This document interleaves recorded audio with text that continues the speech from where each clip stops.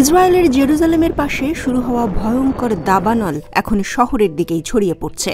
ঘোষণা করা হয়েছে জরুরি অবস্থা। দেশটির প্রধানমন্ত্রী বেনিয়ামিন নেতানিয়াহু বলেন, আগুনে যে গতিতে বাড়ছে তাতে জেরুজালেমও ঝুঁকির মধ্যে আছে।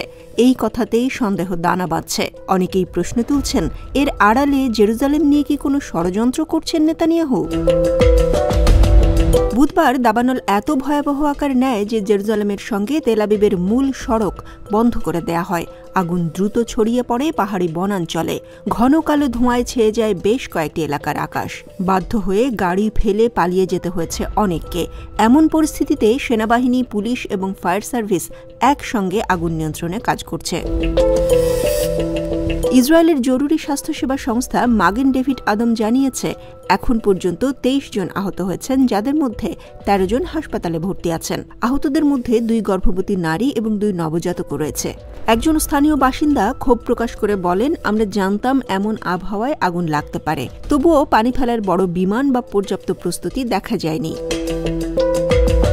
ফায়ার সার্ভিস প্রধান আইয়াল কাসপি বলেন, এখানকার আবহাওয়ায় আমাদের বিমান কিচ্ছু করতে পারছে না। আমরা এখন জীবন বাঁচানোকেই অগ্রাধিকার দিচ্ছি। প্রধানমন্ত্রী নেতানিয়াহু জানান, জেরুজালেমকে রক্ষা করাই এখন আমাদের সবচেয়ে বড় দায়িত্ব। তিনি বলেন, যত দ্রুত সম্ভব আগুন ঠেকাতে নতুন নতুন ফায়ার লাইন তৈরি করা হচ্ছে এবং আরও ফায়ার ইঞ্জিন আনা হচ্ছে। ইতোমধ্যে পশ্চিম জেরুজালেমের 30 কিলোমিটারের মধ্যে অবস্থিত কয়েকটি শহর ও গ্রাম খালি করে ফেলা হয়েছে। আগুনের আশঙ্কায় বাড়ি ছেড়ে নিরাপদ আশ্রয়ে সরে যেতে বলা হয়েছে হাজার হাজার মানুষকে। কয়েকটি জায়গায় নতুন করে আগুন ছড়িয়েছে, যেখানে মাত্র 1 সপ্তাহ আগে আগুন নিয়ন্ত্রণে আনা হয়েছিল। এই দাবানলের পেছনে ইচ্ছাকৃত অগ্নিসংযোগকে দায়ী করা হচ্ছে। পূর্ব জেরুজালেমের এক বাসিন্দাকে আগুন লাগানোর সময় হাতে নাতে ধরা হয়েছে। ইতামির বেন গাভির বলেন, আগুন সন্ত্রাসে জড়িত কাউকেই ছাড় দেয়া হবে না। পরিস্থিতি সামাল দিতে বিদেশ থেকেও সাহায্য চাওয়া হয়েছে। ইতালি, ক্রোয়েশিয়া, সাইপ্রাস এবং গ্রিস সহ কয়েকটি দেশ বিমান এবং সহায়তা পাঠাতে রাজিও হয়েছে। ফ্রান্সও সহানুভূতি জানিয়ে সাহায্যের আশ্বাস দিয়েছে। আবহাওয়া খারাপ থাকায় আগুন আরও ছড়িয়ে পড়তে পারে, ফলে আগামী 6 মে স্বাধীনতা দিবসের সব অনুষ্ঠান বাতিল করা হয়েছে। ফায়ার সার্ভিস এবং নিরাপত্তা বাহিনীকে পুরোপুরি আগুন নিয়ন্ত্রণে নিয়োজিত রাখা হয়েছে।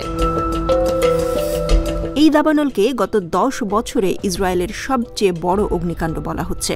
আগুন এখনও পুরোপুরি নিয়ন্ত্রণে আসেনি। এমন সময় এই দাবানল শুরু হলো যখন গাজায় তাণ্ডব চালাচ্ছে ইসরায়েলি বাহিনী। অনেকেই বলছেন, ফিলিস্তিনিদের ওপর অত্যাচারে যখন পুরো বিশ্ব নীরব দর্শকের ভূমিকায়, তখন বিচারের দায়িত্ব কি কাঁধে তুলে নিয়েছে স্বয়ং প্রকৃতি?